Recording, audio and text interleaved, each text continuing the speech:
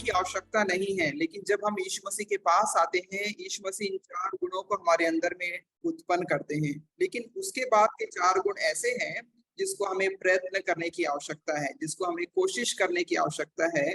और जब आप उस अध्ययन को, मैं अभी आऊंगा उसके उस स्लाइड के बारे में, तो ये गुणों के बारे में यीशु मसीह अपने पहले उपदेश में चर्चा किए थे। और हर एक मसीह का शिष्य जो यीशु मसीह का पीछे में चलना चाहता है, उसको ये संदेश है यीशु मसीह का कि उनके अंदर में ये गुण उत्पन्न होने हैं, धीरे धीरे ये गुण बढ़ने हैं और हमको हर एक दिन इन गुणों में प्रगति करना है। जब यीशु मसीह शिष्यत्व का शिक्षा देने लगे तो भीड़ यीशु मसीह के पास आने लगी, और जब बहुत सारी भीड़ आ गई, यीशु मसीह काट छाट करने लगे। और आज का जो अध्याय है, जिस जिस विषय पर आज हम अध्ययन करना चाहते हैं, कौन से शिष्यों को, किस प्रकार के लोगों को यीशु मसीह अपने पास रखना चाहते हैं, कौन सा ये लोग हैं जिसको यीशु मसीह पसंद करते हैं और बोलते हैं मेरे साथ चलो। सबको नहीं बोले, हर एक व्यक्ति के लिए नहीं है कि मेरे साथ चलो, लेकिन कुछ खास लोगों के लिए है। और उसी शर्तों को, उन्हीं उन्हीं स्पष्ट निर्देशों को हम आज अध्ययन करना चाहते हैं। शिष्यत्व का मसीह नेतृत्व भाग 2 का हम लोग दूसरा क्लास में है, शिष्यत्व की शर्तें। कोई भी जो दूसरा स्लाइड आपके पास में आ रहा है, कोई भी स्पष्ट शब्दों में पढ़ दीजिए। जो कोई अब तक लेकर नहीं चलता, मेरे पीछे नहीं चलता, वह मेरा शिष्य नहीं हो सकता। ओके, यीशु मसीह यही बोल रहे हैं। आप लोग अपने बाइबल में लूका रचित सुसमाचार उसका 14 अध्याय खोल कर रखिए, और इसमें से हम लोग कुछ 5-6 पदों को इसमें से मनन करना चाहते हैं और देखना चाहते हैं यीशु मसीह का शिष्यत्व की शर्तें क्या है, कौन सा बात है जो यीशु मसीह अपने चेलों को बोल रहे हैं कि ये ही काम करने वाले लोग मेरा चेला हो सकते हैं। हर एक लोगों के लिए नहीं है, ये ही काम करने वाले लोग ही मेरा चेला हो सकते हैं। शिष्यत्व का शर्तें, जो कोई अपना क्रूस लेकर मेरे पीछे नहीं चलता, वह मेरा शिष्य नहीं हो सकता। इसको हम आगे कवर करेंगे, लेकिन हम आगे इसको समझाने के पहले मैं पिछला क्लास में जो कुछ हम देखे हैं उसको जस्ट एक रिकैप करना चाहते हैं। पहला 4 गुण जो निष्क्रिय गुण है, जब हम यीशु मसीह के पास आते हैं और यीशु मसीह का पश्चाताप हमारे अंदर में काम करता है, पवित्र आत्मा हमारे अंदर काम करता है, सबसे पहला जो गुण हमारे अंदर उत्पन्न होता है वो है आत्मिक अपर्याप्तता। हम महसूस करना लगते हैं कि हमारे अंदर में आत्मिकता की कमी है, हम आत्मिकता में बढ़ने की आवश्यकता है, और हमें प्रभु के करीब आने की आवश्यकता है, और हम पवित्रता से वंचित हैं, ये भाव हमारे अंदर आने लगता है। ये है यीशु मसीह का पहला संदेश का 8 गुण जिसको हम देख रहे हैं। दूसरा है आत्मिक पश्चाताप। जब हम महसूस करने लगते हैं कि हम आत्मा में दीन हो गए हैं, हम प्रभु से दूर हो गए हैं, हमारे अंदर पश्चाताप उत्पन्न होता है, एक शोक उत्पन्न होता है, और हम प्रभु से बोलते, प्रभु हमारा ये शोक की शांति केवल आपसे ही मिल सकती है। तीसरा आत्मिक गुण, जब हम शोकित होते हैं, जब हम पश्चाताप करते हैं, हम नम्र हो जाते हैं, हम बोलते हैं प्रभु हम अपने द्वारा अपने पापों का क्षमा प्राप्त नहीं कर सकते हैं, हम नम्र बनना शुरू करते हैं, हमारा अहंकार दूर होना शुरू होता है। और चौथा जो गुण है, हमारे अंदर परमेश्वर का भूख और प्यास बढ़ जाता है, हम प्रभु की धार्मिकता के खोजी बन जाते हैं। ये 4 निष्क्रिय गुण हैं। जब हम प्रभु के पास आते हैं और प्रभु की आत्मा हमारे अंदर काम करती है, ये चारों गुण हमारे अंदर में धीरे धीरे दिखाई देना शुरू होते हैं। इसको छोड़कर 4 और गुण है जिसके बारे में यीशु मसीह बातचीत किए, जिसको हमें करने की आवश्यकता है, ये निष्क्रिय नहीं है, तो करना है। पहला काम है दयालुपन को दिखाना है, हमको दया दिखाना है। दूसरा, हमारे अंदर शुद्ध मन के लिए हमारा चरित्र को पवित्र रखना है। तीसरा, हमें मेल मिलाप कराना है, आपके आसपास में जितने लोग हैं उनको परमेश्वर के साथ मेल मिलाप कराने के लिए प्रभु ने आपको बुलाया है। और चौथा, हम धर्म के कारण यदि सताए भी जाएं, हमें अडिग वफादारी दिखाने के लिए प्रभु ने बुलाया है, परमेश्वर के प्रति वफादार। ये 4 गुण दिखाने वाले गुण हैं, और शुरू के 4 गुण निष्क्रिय गुण हैं, और इनको हम पहले क्लास में देखे थे कि कैसे परमेश्वर प्रभु यीशु मसीह अपने शिष्यों में ये 8 गुण को बढ़ते हुए देखना चाहते हैं। तो हम जो प्रभु के शिष्य हैं, ये 8 गुणों में हमें प्रतिदिन बढ़ना है। हम परिपक्व नहीं हो गए हैं, और आज भी और कल भी और आने वाले दिनों में भी ये गुणों में हमें बढ़ने की आवश्यकता है। ये 8 गुणों को हम पिछला क्लास में देखे थे। आज का क्लास के लिए जो हम देखना चाह रहे हैं वो है यीशु मसीह का शिष्यत्व के प्रति शर्तें। यीशु मसीह कुछ शर्त रखा है, यही लोग मेरा शिष्य बन सकते हैं। जब यीशु मसीह ओके, लूका उसका 14 का 25 पढ़िएगा बाइबल में से,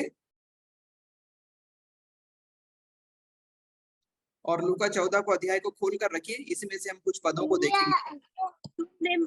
तुम में से ऐसा कौन है जो चिंता करने से अपनी आयु में एक घड़ी भी बढ़ा सकता है? ये लूका है या मत्ती है? लूका। जब बड़ी भीड़ उसके पास जा रही थी तो उसने पीछे मुड़कर उनसे कहा। ओके, सो आप वहां एक शब्द देखिएगा, बड़ी भीड़। बड़ी भीड़ यीशु मसीह के पास जा रही थी, तो यीशु मसीह को शिष्यों का कमी नहीं था। एक बड़ा भीड़ है, और आप और हम, यदि हमारे पास एक बड़ा भीड़ है तो हमारा उत्साह का कमी नहीं रहेगा। हम बहुत ज्यादा खुश होंगे क्योंकि एक बड़ा भीड़ हमारे साथ हमारा प्रचार सुनने के लिए, हमारा साथ काम करने के लिए तैयार हो रही है। यीशु मसीह ये बात से खुश नहीं है। एक बड़ा भीड़ यीशु मसीह के पीछे आ गया है, लेकिन यीशु मसीह एक रत्ती भी उसको खुशी नहीं है। वहां पे भीड़ से घिरा हुआ है, लेकिन अभी वो काट छाट करने की तैयारी कर रहे हैं। यीशु को भीड़ देखने से कोई प्रसन्नता नहीं हुई है। वो भीड़ देखने से मंत्रमुग्ध नहीं हो गया। मेरा संदेश को सुनने के लिए लोग आ गए हैं और मेरा करिश्मा देखने के लिए लोग खुश हैं। भीड़ मेरे ऊपर में उमड़ता जा रहा है। कोई खुशी नहीं है यीशु मसीह के पास। इसके बजाय यीशु मसीह उल्टा काम कर रहे हैं। उनको एक कड़ा कड़ा शब्द बोलना शुरू कर दिए हैं। अगर आप और मैं यीशु मसीह की जगह में होते तो शायद कभी भी ऐसा नहीं करते। हमको भीड़ को खुश करने का एक नेचुरल टेंडेंसी है, और हम स्वभाव से भीड़ को प्रसन्न करना चाहते हैं। यीशु मसीह कुछ भी नहीं कर रहे। ये भीड़ क्या चाहते हैं? ये भीड़ को एक ऐसा लीडर चाहिए जो रोमी शासन से इस्राएलियों को बाहर लेकर आ जाए। वो यही ढूंढ रहे हैं। वो एक राजा को ढूंढ रहे हैं। एक बार तो यीशु मसीह को राजा बनाने के लिए भी तैयार हो गए थे लोग। वो एक ऐसा राजा को ढूंढ रहे थे जो इनको रोमी जुए से बाहर लेकर आ गए, रोमी गुलामी से बाहर लेकर आया। और यीशु मसीह का संदेश सुनने के लिए भीड़ नहीं थी। और यीशु मसीह को बात मालूम है, ये पश्चाताप करने के लिए मेरे साथ नहीं आए हुए हैं।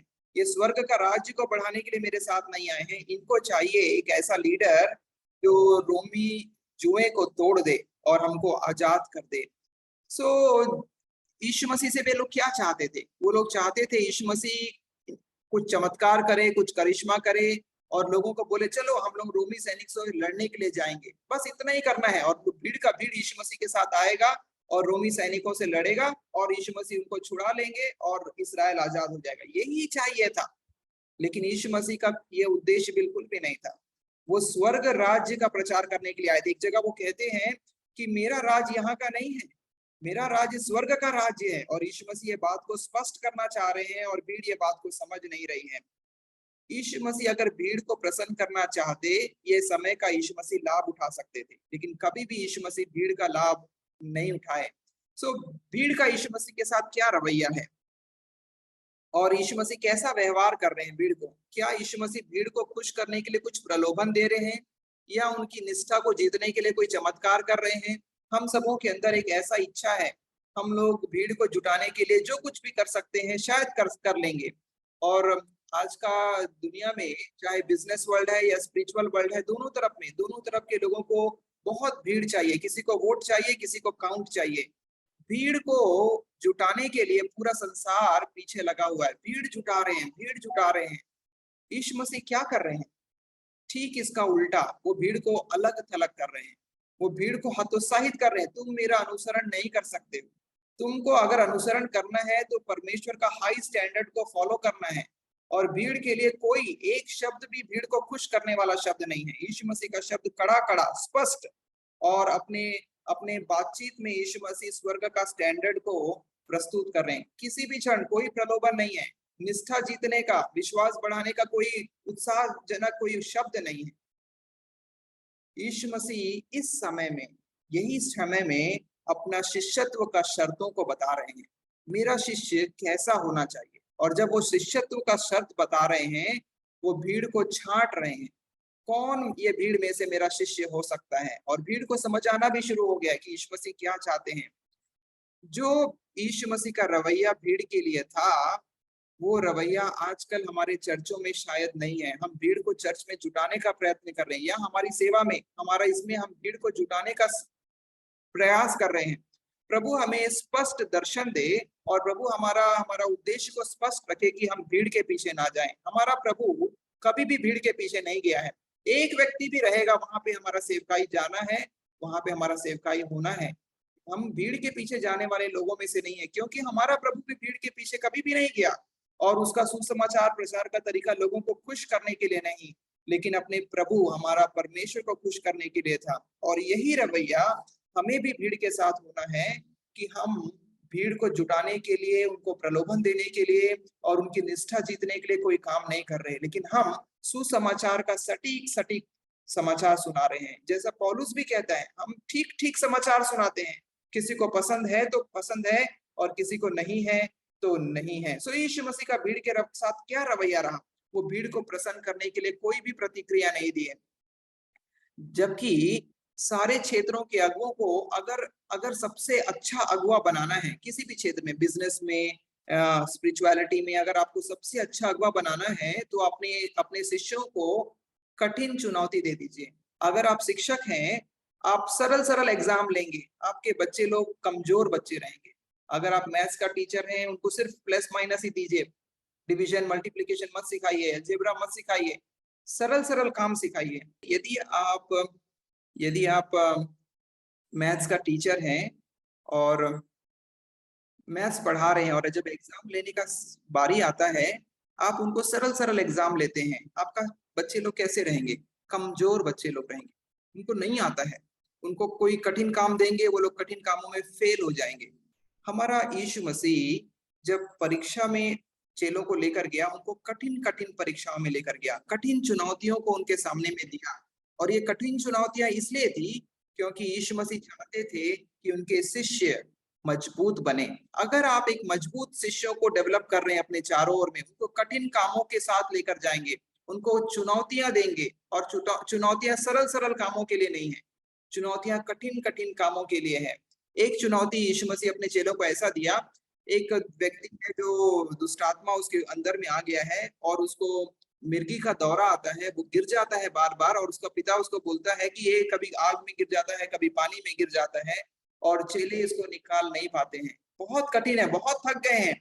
और जब चेले पूरा तरीके से थक गए हैं, यीशु मसीह वहां पे आया है और बोलता है, बिना प्रार्थना और उपवास के ये प्रकार की दुष्ट आत्माएं नहीं निकल सकती है। एक और कठिन चुनौती, एक बार यीशु मसीह 5000 लोगों को खाना खिलाए और बोले चेलों को, तुम लोग अकेले अकेले जाओ, आगे जाओ, पार से ले जाओ, मैं पीछे पीछे आऊंगा। अपना जानबूझकर यीशु मसीह वहां नहीं गए हैं। रात्रि में बहुत तूफान आया, और जब बहुत ज्यादा तूफान आया, ये लोग डर गए हैं, हम लोग पार पहुंच पाएंगे कि नहीं। उनका नाव उथल पुथल हो गया, ऊपर से नीचे हवा में झरोखे में घूम रहा है, हिल रहा है, और यीशु मसीह चलते चलते वहां पे आ गए हैं। और उस चुनौती के समय में बोलते हैं, मैं तुम्हारे साथ हूँ। ये कठिन चुनौतियां यीशु मसीह क्यों लेकर आए हैं? इसलिए ताकि उसके शिष्य मजबूत बन पाए। यीशु मसीह हमारा जीवन में, क्या आपका जीवन में आपका जीवन की परिस्थितियां सरल सरल आती है जिसको आप आसानी से समाधान कर पाते हैं? नहीं, आपका जीवन का परिस्थिति कई कठिनाइयों के साथ आप गुजरे हैं, और आगे भी परमेश्वर आपको कई कठिनाइयों के बीच में से लेकर जाएगा। क्यों लेकर जाएगा? इतना भावनाओं में हमको चोट लगता है, हमको दर्द आता है, हमको परेशानी आती है, और हम कभी कभी रो भी देते हैं अपनी परिस्थितियों के बीच में। प्रभु ये कठिन परिस्थितियां क्यों लेकर जा रहा है? वो हमको कठिनाइयों का सामना करने के लिए तैयार कर रहा है। और यहाँ भी वो भीड़ के लिए कठिन चुनौतियां लेकर आने वाला है, कठिन शब्दों को बोलने वाला है। और जब हम कठिन चुनौतियों को लेकर आते हैं, एथलीट के लिए जो ओलंपिक्स में जाते हैं, कितना कठिन परिश्रम है, कितना कठिन टेस्ट है उनके लिए। इतना सब क्यों? ताकि वे श्रेष्ठ बने। जहां कठिनाइयां आती हैं, जहां कठिन परिस्थितियां आती हैं, जहां कठिन चुनौतियां दी जाती है, वो बेस्ट बनाने के लिए। ओलंपिक्स के जो प्रतिस्पर्धार्थी हैं, जो कॉम्पिटिटर्स हैं, ये लोग पूरे स्पोर्ट्स में बेस्ट होते हैं, और वे बेस्ट लोग ओलंपिक्स में जाते हैं कठिन परिस्थितियों का सामना करने के बाद। प्रभु भी अपने शिष्यों को बेस्ट बना रहा है, और इसीलिए उनके साथ कड़ाई के साथ बातचीत कर रहा है। कोई नरमता नहीं है, कोई कोमल कोमल शब्द नहीं है, अच्छा करो, अच्छा करते जाओ, कोई एनकरेजमेंट शब्द नहीं है। कठिन शब्दों के साथ वो अपने भीड़ के पास में आ रहा है। कोई भीड़ के साथ कोई लगाव नहीं दिखा रहा है। यीशु मसीह ये कठिन शब्द, कठिन शर्त क्यों बोल रहे हैं? क्या है? पहला कारण जो मैं आपको बताया था, वो उनको श्रेष्ठ बनाने के लिए कठिन चुनौतियों को दे रहा है। वो भीड़ को ये नहीं बोल रहा है यीशु मसीह के पीछे चलना सरल सरल होगा, नहीं। अगर सरल होता तो पूरा भीड़ का भीड़ आ जाता यीशु मसीह के पीछे। वो बताना चाहता है आगे का रास्ता सरल नहीं रहेगा, उसको करने के लिए सब लोग शिष्य नहीं बन सकते, उसको पार पाना हर एक लोगों की बस की बात नहीं है। केवल शिष्य ही यीशु मसीह के साथ क्रूस के आगे जा सकता है, बाकी सब लोग क्रूस जैसे ही आएगा वहां से पीछे भाग जाएंगे। यीशु मसीह गुणों से भरे हुए पुरुषों और महिलाओं की तलाश कर रहा है। बहुत सारे लोग हैं जो शिष्य बनना चाहते हैं लेकिन शिष्यों के प्रति समर्पण दिखाना नहीं चाहते हैं। यीशु मसीह शिष्यों के प्रति समर्पण के साथ लोगों को ढूंढ रहा है। आप और मैं, मुझको प्रभु ने एक दिन ढूंढ लिया, क्योंकि हम प्रभु के शिष्यत्व को पूरा करने के लिए समर्पण दिखाए हैं। वे लोग जो समर्पण के साथ यीशु मसीह के साथ आगे जाना चाहते हैं, उनके साथ ही यीशु मसीह आगे बढ़ना चाहता है। भीड़ के साथ आगे नहीं बढ़ना चाहता। भीड़ खाना खाने आती है और खाना खा के वापस लौट जाती है। ये यीशु मसीह का शिष्य नहीं है। और यीशु मसीह अच्छे से पहचानते हैं कौन भीड़ है और कौन शिष्य है, और भीड़ को वो छांटना शुरू करते हैं। देखिए यीशु मसीह 2 दृष्टांत बताए हैं, यही 14 अध्याय में लूका के 2 दृष्टांत बता रहे हैं और बोलते हैं मेरा भीड़ जो शिष्य बनना चाहते हैं, भीड़ लोग जब शिष्य बनना चाहते हैं कैसा लोग होना चाहिए, क्या करना चाहिए। पहला दृष्टांत 28 पद पढ़िएगा। तुम में से कौन है जो गढ़ बनाना चाहता हो और पहले बैठकर खर्च न जोड़े कि पूरा करने की सामर्थ्य मेरे पास है कि नहीं। ऑलराइट, सो आप लोग सब ये पद को अच्छे से देखे हैं, अपने बाइबल में भी देख रहे हैं।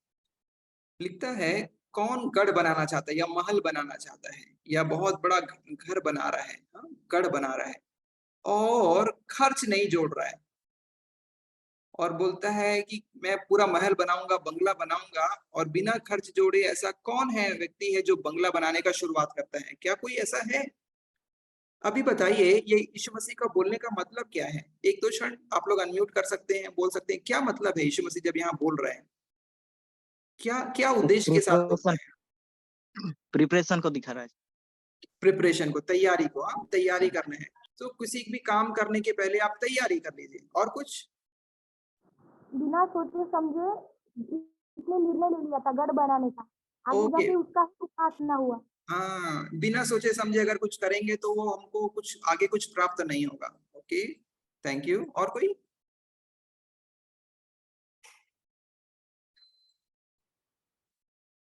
क्या है, क्या क्या संदेश देना चाहते हैं यीशु मसीह भीड़ को जब ये बातचीत कर रहे हैं? क्या बोलना चाह रहे हैं? कोई भी आपका दृष्टिकोण से आप क्या समझते हैं?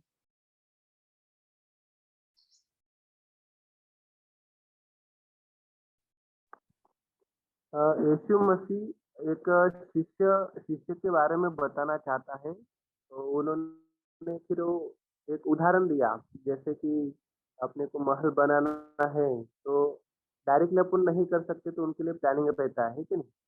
तो शिष्य के बारे में, अगर शिष्य बनना है तो अपने को कीमत चुकानी पड़ेगी।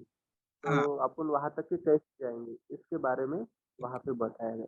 शिष्य बनाने का कीमत चुकाने के लिए। Thank you, thank you. और कोई कुछ बोलना चाहते हैं? सर किसी भी काम के लिए पहले कोई रणनीति तैयार करना पड़ता है। ओके, रणनीति तैयार करना है। सो आप देख रहे हैं यीशु मसीह एक ये यहाँ पे ये बोल रहा है सोचो समझो। जैसे आप में से कोई लोग बोले कि बिना सोचे कोई काम नहीं करना है। कीमत चुकाने के लिए क्या हमारे पास क्षमता है? सोचना है, समझना है, कीमत चुकाना है, तैयारी करनी है, प्रिपरेशन करके आप में से कोई बोले हैं। यही सब यीशु मसीह बोल रहे हैं। जब हम यीशु मसीह का शिष्य बनना चाहते हैं, ये जो संदेश दे रहे हैं, दृष्टांत बता रहे हैं, वो अपने शिष्य होने के लोगों का क्वालिटी के बारे में बता रहे हैं। बोल रहे हैं जब तुम भीड़ मेरे पास आए हो मेरा शिष्य बनने के लिए, क्या करना है? क्या तुम खर्च जोड़े हो? शिष्य बनने का खर्च क्या आएगा?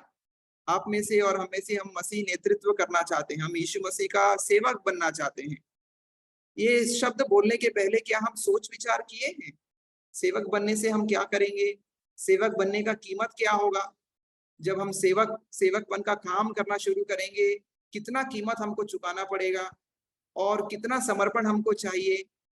ये क्या, कितना दिन तक हम उसका सेवा करेंगे? पूरा जिंदगी भर करेंगे या आधा जिंदगी में हम छोड़ देंगे? क्या यीशु मसीह बोल रहा है भीड़ को, और हम भी वो भीड़ में शामिल हैं, बोल रहा है क्या तुम यीशु मसीह का सेवक बनने के पहले हिसाब किताब करके आए हो? क्या तुम वास्तव में मेरा सेवक बनना चाहते हो? क्या तुम वास्तव में मेरा कीमत चुकाना चाहते हो, जो कीमत मैं तुमसे मांगूंगा? या तुम बीच रास्ते में बोलोगे चलो चलो अभी इमारत बनाने का लिए पैसा खत्म हो गया, अब हम इमारत बनाना बंद कर देंगे, आधा बंगला बना है आधा बंगला में बंद कर देंगे? क्या तुम ऐसे लोग हो जो बीच रास्ते में बोलोगे यीशु मसीह टाटा और बाय बाय, हम तो सोचे थे ये बहुत सरल होगा लेकिन आपका रास्ता तो बहुत कठिन है, हम यहीं से बाय बाय बोलते हैं? यीशु मसीह बोल रहे हैं भीड़ को, चलने से पहले हिसाब किताब कर लो, खर्च जोड़ लो। यहाँ पे बैठे हुए आज कितना 62 कनेक्शन है, 62 कनेक्शन के लिए संदेश एक ही है, यीशु मसीह का सेवकाई करने के पहले क्या आपने उसका हिसाब किताब किया है? क्या आपने खर्च जोड़ लिए हैं? और क्या आपने अपने समर्पण को तौल लिए हैं कि आपका समर्पण जिंदगी भर का समर्पण है? यदि आपने तौल लिए हैं, यदि आप कीमत चुकाने के लिए तैयार हैं, और यदि आप सोचते हैं आपने तैयारी करी है और आगे भी तैयार रहेंगे, तभी आप यीशु मसीह का शिष्य बन पाएंगे। यही संदेश है वो दृष्टांत का स्पष्ट शब्दों में बता रहे हैं। कीमत चुकाने का तैयारी आपके अंदर में है, आपने कीमत का हिसाब किताब लगा लिया है, तभी आगे बढ़ो, नहीं तो अन्यथा रास्ते को अभी छोड़ दो। भीड़, तुम लोग वापस घर लौट जाओ, मेरे साथ आगे जाने का कोई आवश्यकता नहीं है। पहले कीमत को पहचान लो, क्या कीमत है जो आपसे प्रभु यीशु मसीह चाह रहे हैं। 62 कनेक्शन है, 62 लोगों से, हम सबों के लिए एक ही वही प्रश्न हमारे लिए है, क्या हम खर्च जोड़ लिए हैं? और अगर आप खर्च जोड़ लिए हैं और खर्च को अदा करने के लिए तैयार हैं, आपके पास एक न्योता है, आप सेवकाई में आगे बढ़िए और प्रभु यीशु मसीह आपके साथ आपको शिक्षण देंगे और वो आपको आगे लेकर जाएंगे। सेकंड दृष्टांत, दूसरा दृष्टांत भी वहां पे यीशु मसीह बोलते हैं यही शब्द से। 31 पद पढ़िएगा, लूका 14:31।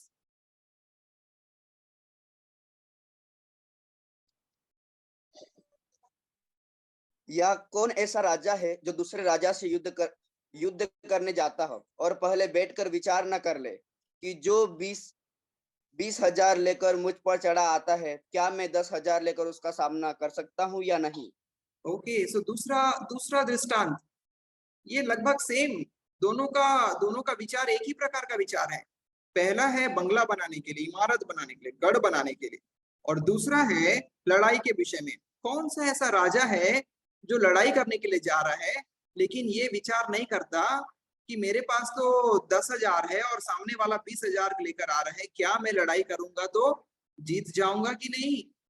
जब हम यीशु मसीह के साथ लड़ाई के लिए जा रहे हैं, आत्मिक मल्लयुद्ध के लिए आगे जा रहे हैं, यीशु मसीह का शिष्य बन रहे हैं और संसार का सामना करने के लिए जा रहे हैं, क्या हम विचार करें हैं संसार का आप वास्तव में सामना करेंगे या आप यीशु का द्रोही बन जाएंगे और संसार के साथ दोस्ती कर लेंगे? क्या आप वास्तव में यीशु के साथ दोस्ती करके आगे बढ़ रहे हैं? और क्या आप, ऐसा लगता है जब आत्मिक मल्लयुद्ध तैयार शुरू हो जाएगा आप यीशु मसीह के साथ आगे जाएंगे, आप जीत पाएंगे? क्या आपको लगता है कि आप संसार का सामना करके आप संसार को अपने ऊपर प्रबल नहीं होने देंगे?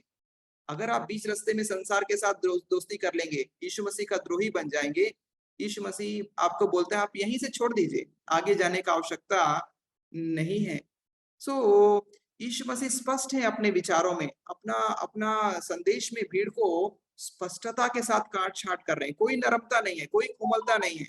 आप यीशु मसीह को स्वामी बोलने के लिए बोल रहे हैं, लेकिन क्या आप पहले खर्च को जोड़ लिए हैं? क्या आप लड़ाई में बीच रास्ते में यीशु मसीह को बोलेंगे नहीं यीशु मसीह अब तो मुझे संसार ही प्रिय लगता है और मैं संसार के साथ दोस्ती करूंगा, आप मेरा दोस्त नहीं है? यीशु मसीह बोलता है इसके पहले कि तुम लड़ाई करने के लिए आगे जाओ, पहले ही सोच लो, पहले ही विचार कर लो, आगे जाकर पलटने की आवश्यकता नहीं है। सो ये दोनों दृष्टांत जो 14 अध्याय लूका रचित सुसमाचार में यीशु मसीह बोल रहे हैं, एक ही बात बोल रहे हैं। आप नेतृत्व करने के लिए निकले हैं, आप यीशु मसीह का सेवकाई करने के लिए आगे बढ़े हैं, क्या आप खर्च को जोड़ लिए हैं? क्या आपने अपनी ताकत को जोड़ लिए हैं, अपने समर्पण को हिसाब किताब कर लिए हैं? और क्या आपके अंदर इतना जोश और जुनून जो शुरू में है, क्या वो अंत तक आगे जारी रहेगा? ये दो दृष्टांत में यीशु मसीह यही बातों को स्पष्टता के साथ बचा रहे हैं। जब शैतान के साथ भयंकर लड़ाई आएगी, जब आपके ऊपर में आत्मिक मल्लयुद्ध का दबाव बढ़ता चला जाएगा, क्या यीशु मसीह के साथ तब भी आप जुड़े रहना चाहेंगे और तब भी आप बोलेंगे मैं यीशु मसीह के प्रति वफादार रहूंगा? पिछला क्लास का जो आठवां जो गुण था जो यीशु मसीह बता रहे थे, अडिग वफादारी, जब भयंकर सताव आएगा, परसिक्यूशन बढ़ जाएंगे, क्या हमारा अडिग वफादारी यीशु मसीह के साथ तो भी बना रहेगा? शिष्य के विषय में ये दो दृष्टांत है जो यीशु मसीह बातचीत कर रहे हैं। ये दोनों ही दृष्टांत में यीशु मसीह दो बातों को स्पष्ट कर रहे हैं, विश्वास और आज्ञाकारिता। विश्वास और आज्ञाकारिता। विश्वास हुआ है कि हाँ प्रभु आप मेरे स्वामी हैं, आप मेरे गुरु हैं, मैं आप पर विश्वास करता हूं कि आपकी शिक्षाएं मुझे क्रूस के पार लेकर जाएंगी। आज्ञाकारिता, जो संदेश यीशु मसीह देता है उसको पालन करने की एक इच्छा, इसको बोलते हैं आज्ञाकारिता। सो यीशु मसीह का संदेश था मेरे पीछे आ जाओ। जो विश्वास करेगा यीशु मसीह पर वो यीशु मसीह के पीछे आ जाएगा। सो आप यहाँ पे एक चीज देखिएगा, यीशु मसीह केवल विश्वास करने के लिए नहीं बोलते, यीशु मसीह बोलते हैं विश्वास और आज्ञाकारिता। हम सारे लोगों का अगर संदेश एक ही चीज है, विश्वास और विश्वास और विश्वास, शायद हम शिक्षाओं का 50% शिक्षाएं दे रहे हैं कि विश्वास करने से सब कुछ हो जाएगा।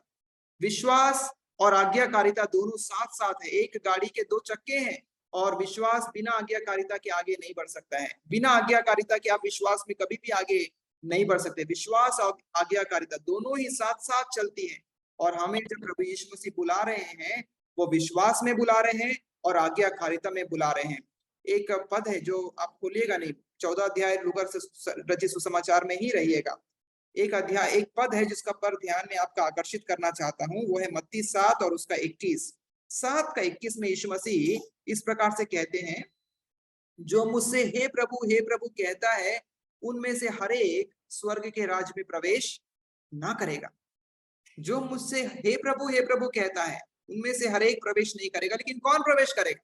जो मेरी आज्ञाओं को मानता है वही प्रवेश करेगा। जो हर एक लोग यीशु मसीह को प्रभु प्रभु कहते हैं, हम में से हर एक लोग 62 का 62 अभी 67 हो गए, 67 का 67 लोग यीशु मसीह को प्रभु प्रभु कहते हैं, लेकिन हर एक कोई जो यीशु मसीह को प्रभु प्रभु कहता है वो स्वर्ग का राज में नहीं जाएगा। लेकिन जो यीशु मसीह को मानता है, उसकी शब्दों को मानता है, वही यीशु मसीह का राज्य में प्रवेश करेगा। ये बात हमारे लिए स्पष्टता के साथ क्लियर होना है। हर एक लोग यीशु मसीह को, पूरा संसार का लोग यीशु मसीह को प्रभु बोलते हैं, स्वामी बोलते हैं, ईश्वर बोलते हैं, परमेश्वर बोलते हैं। हर एक लोग नहीं जाएंगे। और ये बात हमारे लिए चेतावनी के साथ स्पष्ट रहना है। हम जब यीशु मसीह का मानेंगे, जब उसका कहा को सुनेंगे और जैसा वो कहता है वो मानेंगे। एक जगह पहला शामुएल में शामुएल शाऊल से कहता है, सुन, मानना तो बलिदान मेढ़ों की चर्बी से उत्तम है, कान लगाना मेढ़ों की चर्बी से उत्तम है। मानना, जो मानना और कान लगाना, सुनना, आज्ञाकारिता प्रभु को ज्यादा भाती है बलिदान से। सो विश्वास अकेला सब आपके उद्धार के लिए परिपूर्ण नहीं है, विश्वास और आज्ञाकारिता है। जब हम विश्वास करते हैं और आज्ञाकारिता के साथ आगे बढ़ते हैं, प्रभु हमारे लिए कार्य करना शुरू करते हैं। आज्ञाकारिता हमें पश्चाताप की ओर लेकर जाती है और विश्वास का प्रमाण आज्ञाकारिता है। अगर हम विश्वास करते हैं, इसका प्रमाण क्या है? इसका प्रमाण यह है कि हम आज्ञाकारी बनते जा रहे हैं। विश्वास करने के पहले हम अनाज्ञाकारी थे, हम प्रभु का सुनते नहीं थे, लेकिन जब विश्वास कर लिए, इसका प्रमाण ये हो गया, हम प्रभु का बात सुनने लगे, हम मानने लगे। ये है परिवर्तन। हम लोग, बहुत सारे लोग चर्च में जाते हैं, ऑल्टर कॉल होता है, ऑल्टर कॉल के सामने में जाते हैं आंसू बहाते हुए, हमारा पुलपिट में जाते हैं और बोलते हैं कि प्रभु हमने पाप किया है, आप हमारे अपने पापों को क्षमा कर दीजिए, और बहुत रोते हैं और बहुत बिलखते हैं। मीटिंग खत्म हो गया, उसके पश्चात हमारा जीवन जस का तस, वो रोना उसी दिन का था, उसी घंटे का और उसी क्षण का था। क्या आप उद्धार प्राप्त किए हैं? मुझको नहीं लगता है कि आपने उद्धार प्राप्त किए। शायद आपको पश्चाताप का थोड़ा अनुभव मिला है, लेकिन आपके अंदर परिवर्तन नहीं आया। अभी भी आप अपना खुद का बात सुन रहे हैं, आप अपने मन मर्जी के हिसाब से चल रहे हैं। अभी भी आपके अंदर प्रभु का कार्य नहीं आ गया। प्रभु का कार्य होने का एक प्रमाण है, चिन्ह है, वो चिन्ह ये है, आप आज्ञाकारी बनते चले जा रहे हैं। आप अपना सुनने के जगह में, संसार के लोगों को सुनने के जगह में, आप प्रभु को सुनना शुरू कर दिए हैं, आप बदलना शुरू कर दिए हैं। ये है उद्धार का प्रमाण।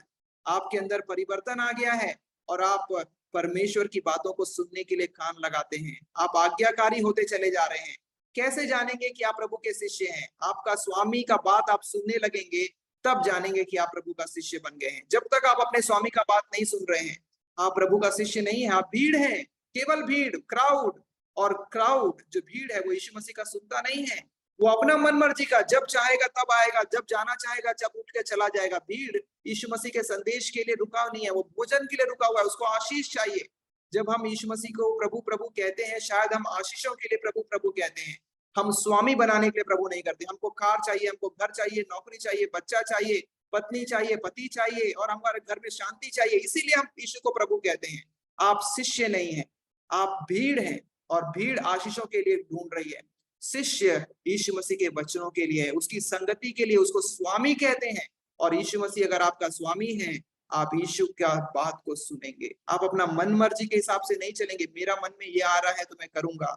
आप यीशु को वास्तव में स्वामी बनाए हैं। हर एक व्यक्ति जो प्रभु को प्रभु प्रभु कहता है, वो स्वर्ग के राज्य में नहीं जाएगा, लेकिन जो उसकी बात को मानता है वो प्रभु के राज्य में, स्वर्ग में जाएगा। हमको ये बात को बार बार दोहराना है। एक शब्द मैं आपके लिए पढ़ रहा हूं, मेरा तीसरा लाइन में आप नीचे में देखिएगा, बड़े ध्यान से देखिए इसको।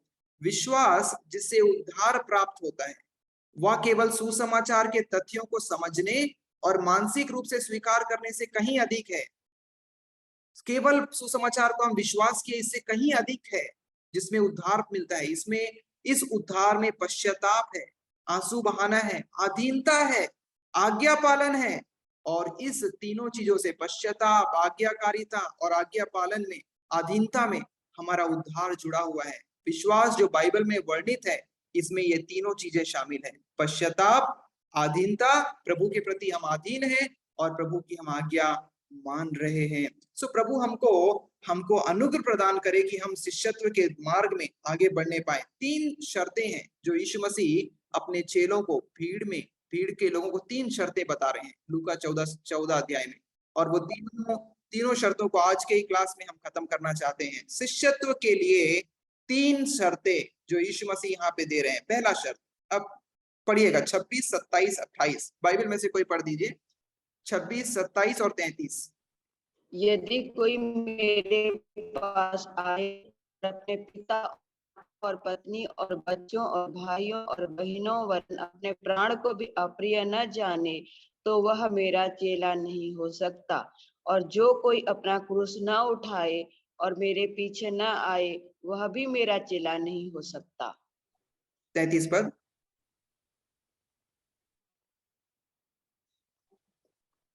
इसी रीति से तुम में से कोई अपना सब कुछ त्याग ना दे, वह मेरा चेला नहीं हो सकता। आप ये तीनों ही पदों में एक बात को पाएंगे, यीशु मसीह बोल रहे हैं कौन मेरा चेला नहीं हो सकता। 3 शर्तें हैं और ये तीनों शर्तों को एक एक करके हम आधे नेक्स्ट 25 मिनट में देखना चाहते हैं।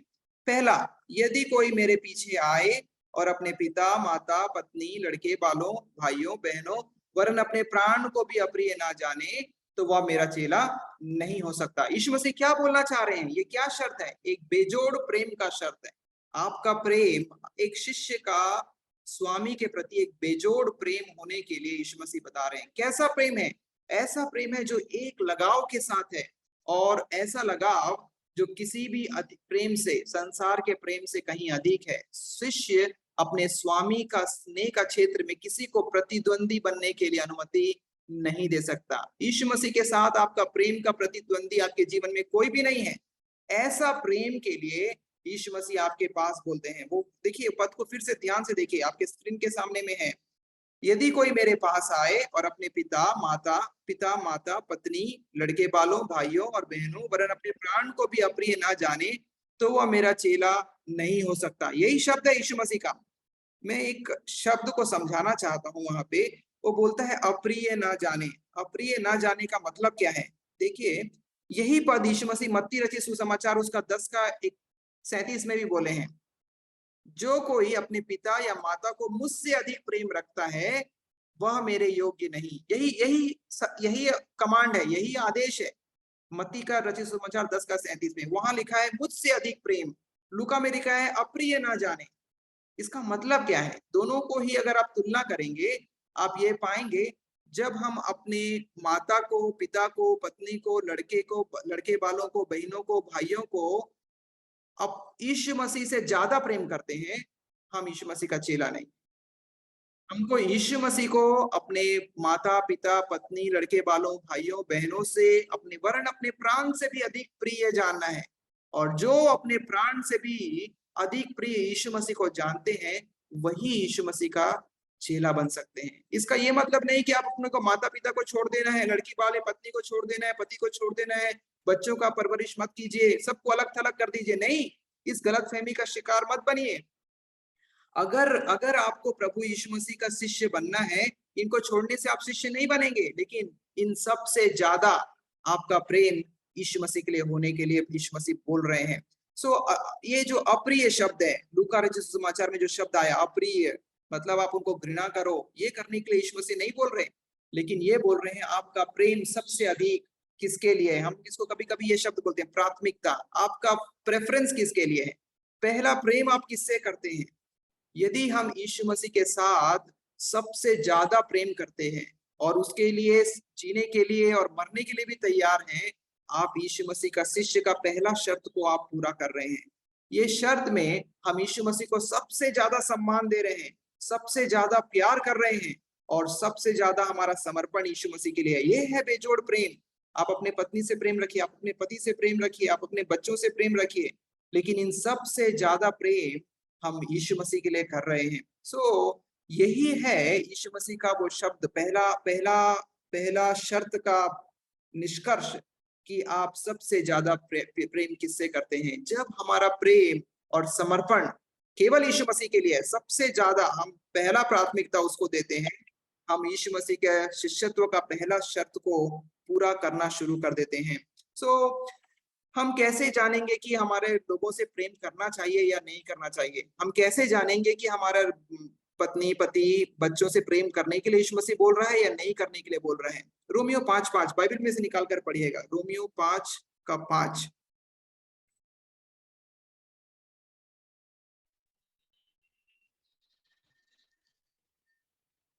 और आशा से लज्जा नहीं होती, क्योंकि पवित्र आत्मा जो हमें दिया गया है उसके द्वारा परमेश्वर का प्रेम हमारे मन में डाला गया है।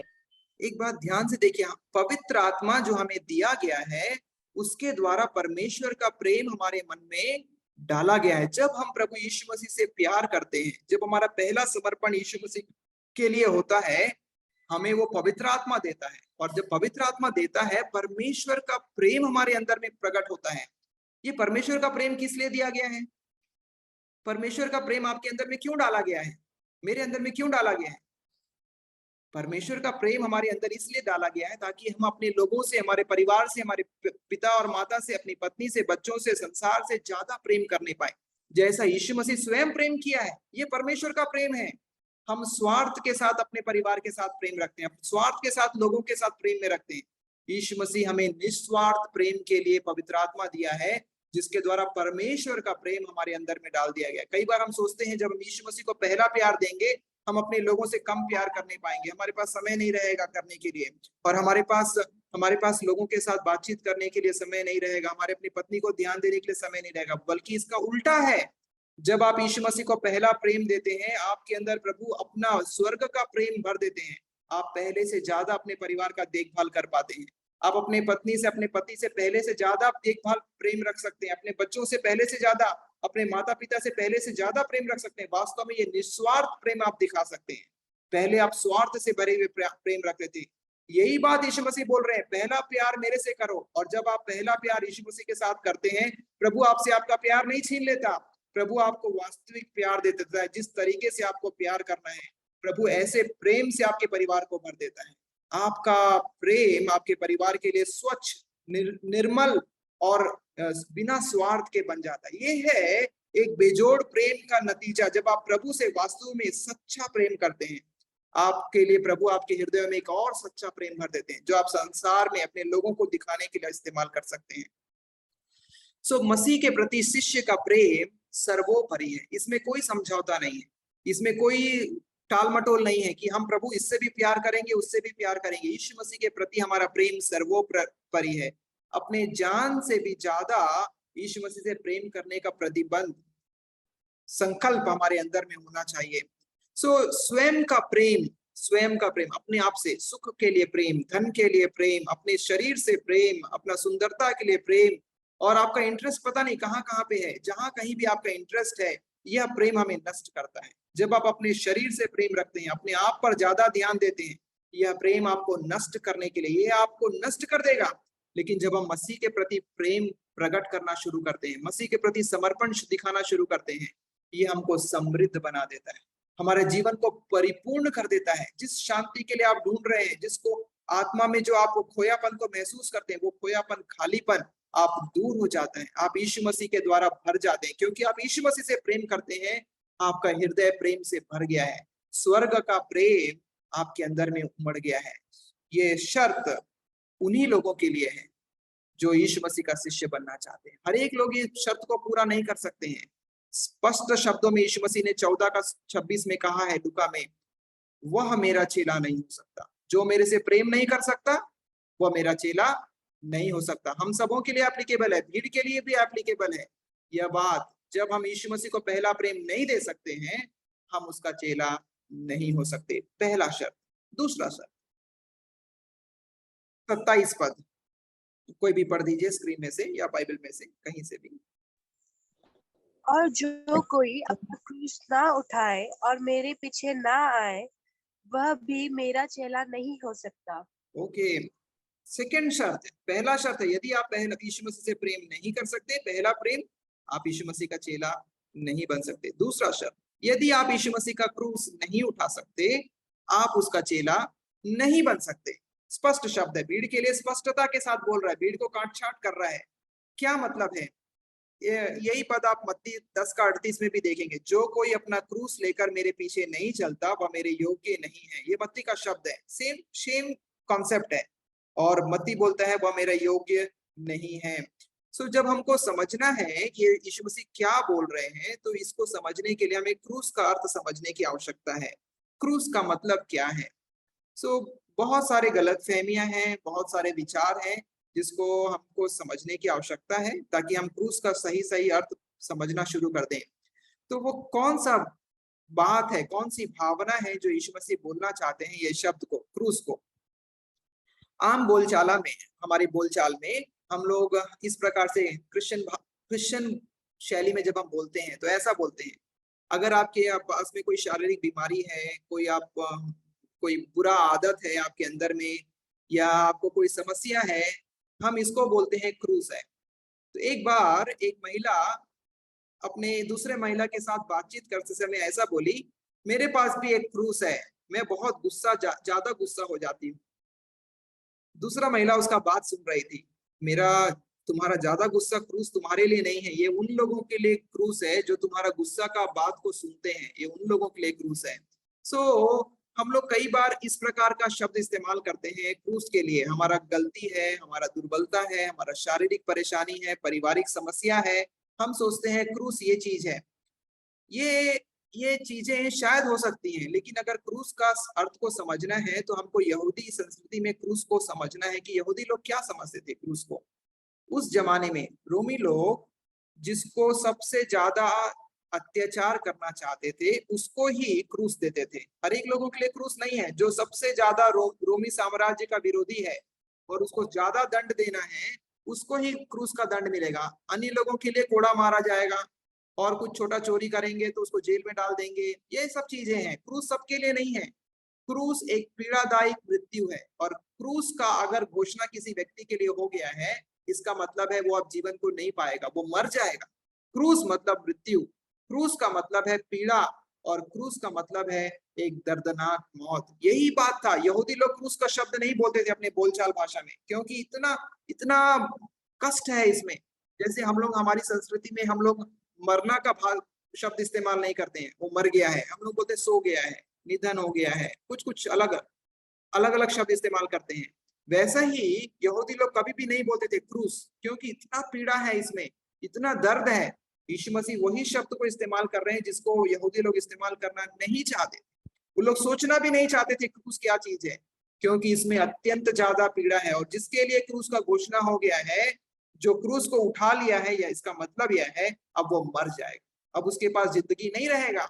ये है क्रूस उठाने का यहूदियों के समय में ये विचार। सो यीशु मसीह क्या बोलना चाहते हैं? जो मेरा क्रूस नहीं उठाएगा वो मेरा चेला नहीं हो सकता। ये क्रूस को उठाना स्वेच्छा के साथ है, आपके ऊपर में थोपा नहीं जाएगा। कोई भी क्रूस, यीशु मसीह अपना क्रूस आपके ऊपर में नहीं थोपेगा, तुमको जबरन उठाना है, नहीं थोपेगा। क्या आपके अंदर इच्छा है यीशु मसीह का क्रूस उठाने के लिए? शिष्य वह व्यक्ति है जो स्वयं इच्छा करता है, मैं क्रूस को उठाऊंगा, मेरा स्वामी मेरे को बोला है उठाने के लिए, कोई जोर जबरदस्ती नहीं है, कोई कोई आपके पर में प्रेशर नहीं है, कोई भी आपको नहीं बोलेगा आपको आपका क्रूस उठाना है। क्या हमारे अंदर एक इच्छा है कि प्रभु मैं स्वेच्छा के साथ, अपना मन मर्जी के साथ मैं क्रूस को उठाऊंगा, कोई भी नहीं थोपेगा। अगर आपके अंदर में इच्छा है प्रभु मैं आपके क्रूस को उठाऊंगा, क्रूस का मतलब क्या है? क्रूस का मतलब है मृत्यु। प्रभु मैं आपके लिए मृत्यु सहने के लिए तैयार हूँ, पीड़ा सहने के लिए तैयार हूँ, कष्ट सहने के लिए तैयार हूँ, स्वेच्छा के साथ, बिना जोर जबरदस्ती के। आप यीशु मसीह का चेला है। लेकिन जो बोलता है प्रभु मैं आपके नाम के लिए पीड़ा सहने को तैयार नहीं, मैं सुख में रहना चाहता हूँ, आपके लिए यीशु मसीह का शिष्यत्व नहीं है। सुख के खोज में अगर आप हैं, आप यीशु मसीह का चेला नहीं है। पीड़ा और कष्ट स्वेच्छा के साथ उठाने के लिए तैयार हैं, यीशु मसीह का चेला बनने के लिए आप आगे बढ़ जाइए। आपके लिए तीसरा संदेश भी आएगा, तीसरा शर्त भी आएगा, जिसको पूरा करने के पश्चात ही आप यीशु मसीह का शिष्य बन सकते हैं। स्वेच्छा के साथ उठाने के लिए यीशु मसीह बोलता है। इस क्रूस में बलिदान है, स्वयं यीशु मसीह बलिदान हो गए हैं। क्या आप त्याग करने के लिए, अपने सुख सुविधाओं का त्याग करने के लिए, पीड़ा सहने के लिए आप तैयार हैं? आप यीशु मसीह के पीछे में आने के लिए योग्य बन रहे हैं। इन त्यागों को प्रतिदिन करना पड़ेगा। ये प्रतिदिन का क्रूस उठाना है। प्रतिदिन आप अपनी सुविधाओं को त्याग करेंगे, प्रतिदिन आप बलिदान देंगे। ये नहीं कि एक बार मर गए और हो गया, हमको प्रतिदिन मरना है। पौलुस यही बोलता है, मैं यीशु मसीह में प्रतिदिन मरता हूँ। प्रतिदिन त्याग करना है, प्रतिदिन बलिदान देना है, प्रतिदिन अपनी सुविधाओं को तजना है, और इसके द्वारा ही हम क्रूस को उठाते हैं। ये दुनिया क्रूस को अस्वीकृत कहती है। क्रूस वो उन लोगों के लिए है जो दुनिया के द्वारा त्याग दिए गए हैं। दुनिया उनको पसंद नहीं करती है। रोमी शासन यीशु मसीह को पसंद नहीं किया, यहूदी लोग यीशु मसीह को पसंद नहीं किए, और जिसको अस्वीकृत कर दिए उसके लिए क्रूस मिल गया। दुनिया आपको अस्वीकृत करेगी। क्या आप दुनिया की अस्वीकृति को प्राप्त करने के लिए तैयार हैं? अपने स्वयं का लोग आपको बोलेंगे तुम मेरा बेटा नहीं हो, तुम मेरा बेटी नहीं हो, तुम हमारा समाज का सदस्य नहीं हो। आपका अपना लोग आपको अस्वीकृत कर देंगे। अगर आप सोचते हैं आप अपने लोगों का अस्वीकृति को प्राप्त करने के लिए तैयार हैं, तभी आप आगे बढ़िए। ये क्रूस उनके लिए है। क्रूस का मतलब है अस्वीकृति। आपको अस्वीकृत किया जाएगा, अवश्य ही किया जाएगा। आज नहीं तो कल आपके पास में अस्वीकृति का तलवार लटकेगा। आप क्या सोचते हैं, आप क्या करते हैं?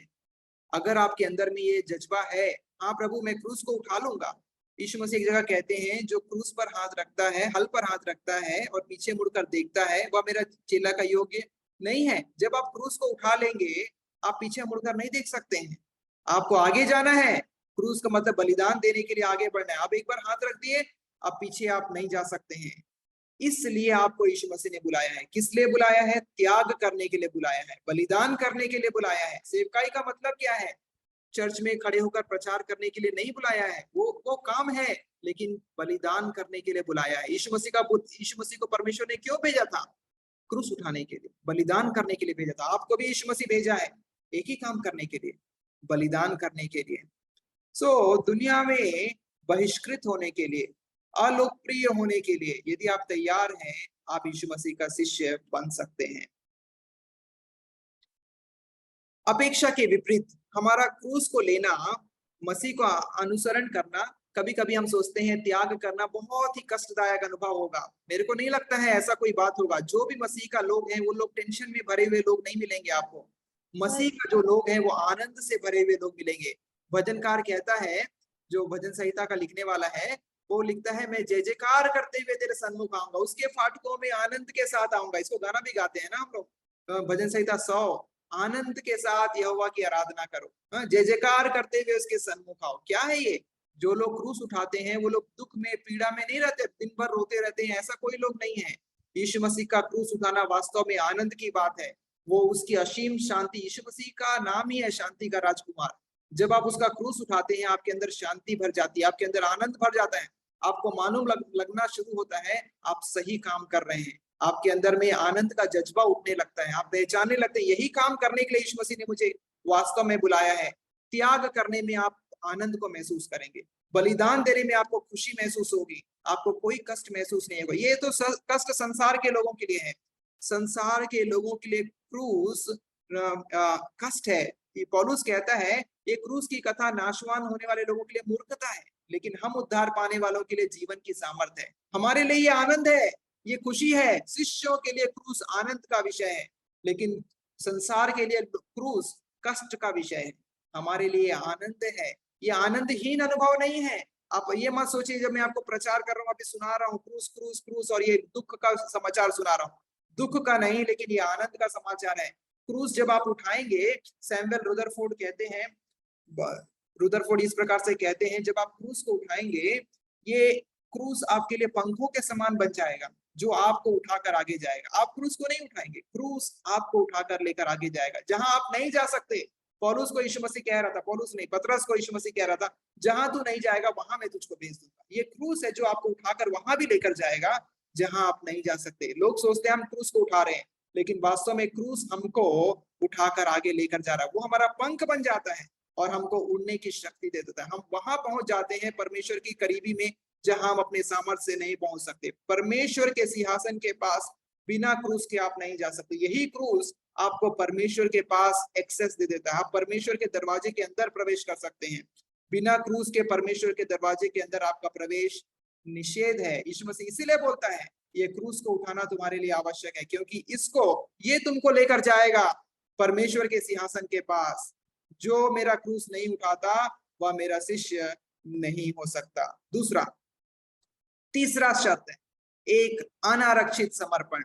तीसरा 14 का 33 इस प्रकार से लिखा है, 33 पद अगर आपकी बाइबल में भी है तो देखिएगा वहां पे, तुम में से जो कोई अपना सब कुछ त्याग ना दे वह मेरा चेला नहीं हो सकता। तीसरा शर्त है जो सब कुछ त्याग ना दे। चेला का ये शायद हमारे संसार के लोगों के लिए पहला शर्त आसान है, बेजोड़ प्रेम। हम यीशु मसीह से प्रेम कर सकते हैं, बेजोड़ प्रेम कर सकते हैं। शायद दूसरा भी आसान होगा, क्रूस उठा सकते हैं, बलिदान कर सकते हैं, लेकिन तीसरा अपना सब कुछ त्यागना है। ये कैसे संभव है प्रभु? हम अपना सब कुछ त्याग देंगे तो जिएंगे कैसे, खाएंगे कैसे? हम सब कुछ त्याग नहीं सकते हैं प्रभु। शायद ये तीनों में से सबसे कठिन ये तीसरा ही है, हमारा सब कुछ त्यागने के लिए। हमारा संसार के प्रति लालच, भौतिक युग के प्रति जो भी हमारा समर्पण, सब कुछ को त्यागने के लिए। यीशु मसीह क्या बोल रहा है? क्या बोल रहा है? सब कुछ त्यागने का मतलब क्या है?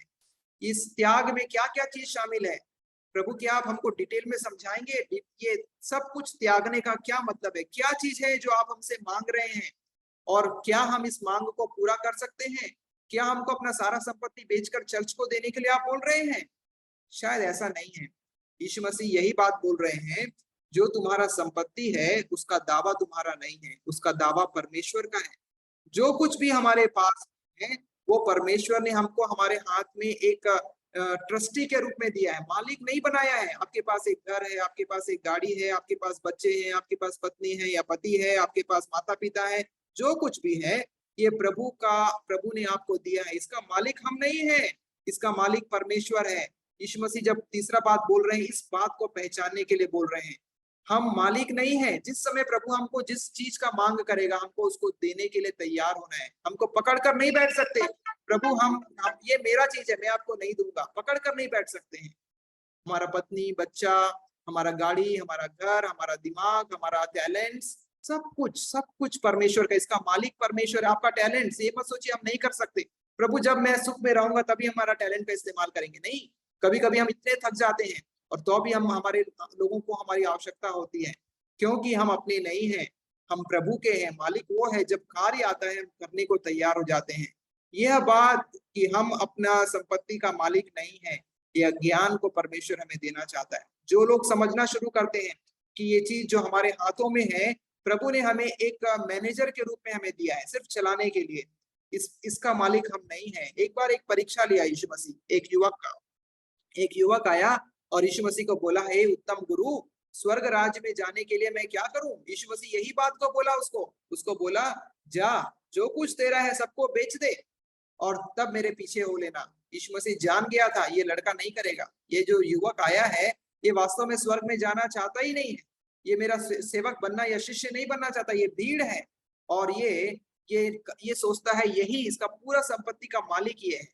यही बात उसको समझा रहा था, तू मालिक नहीं है, तुझको जो कुछ भी दिया है परमेश्वर ने, परमेश्वर ही मालिक है। भजन संहिता 24 में लिखता है, स्वर्ग और पृथ्वी और जो कुछ उसमें है सब कुछ परमेश्वर का, जगत और उसमें निवास करने वाले भी, हम लोग भी, हमारा संपत्ति भी परमेश्वर का है। यह ज्ञान प्रभु हमको दे दे, प्रभु मेरे घर में जो मेरा संपत्ति है वो मेरा नहीं है, ये आपका है। और जब आपका राज्य के लिए इस्तेमाल करने के लिए आएगा, जब आप उससे मांगेंगे, एक मैनेजर के रूप में मैं आपको इसको दे दूंगा, मैं इसको मना नहीं करूंगा, मेरा हाथ मुट्ठी बंद नहीं रहेगा, मेरा हाथ खुला रहेगा।